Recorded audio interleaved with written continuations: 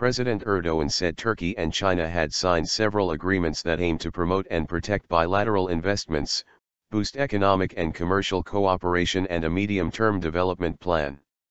A memorandum of understanding to establish a cooperation mechanism was signed by the deputy prime ministers of the two countries, which Erdoğan described as very important, noting that the deal allowed the two countries to track progress in mutual cooperation.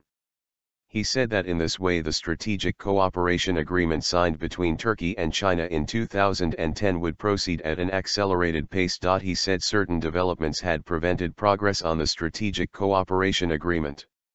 As of the end of 2014, the bilateral trade volume was $28 billion.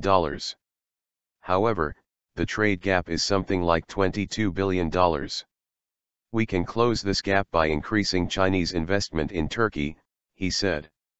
The two sides had reached a deal to facilitate investments in 10 separate infrastructure projects worth $40 billion, and China had agreed to provide a 25-year repayment program with no interest for the first 7 years, Erdoğan said. We hope to realize these projects after this agreement, he added. He also mentioned the agreement signed between Huawei and Turkcell as an example of growing cooperation between Turkish and Chinese firms, voicing his hope that the research and development personnel employed by the firm in Turkey would rise from 370 to thousands. China may become the most powerful country in the world in the next decade or two. It has a population of 1.4 billion. I brought up the possibility of founding a Turkish-Chinese university, which they received positively, Erdoğan said, adding that the university should focus on health and technology.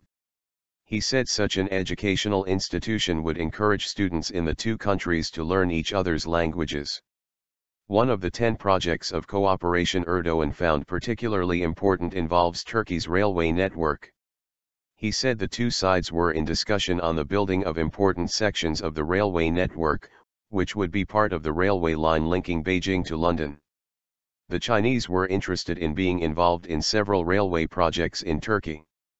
Erdoğan said the health, nuclear energy, and automotive sectors also offer a good avenue for joint initiatives.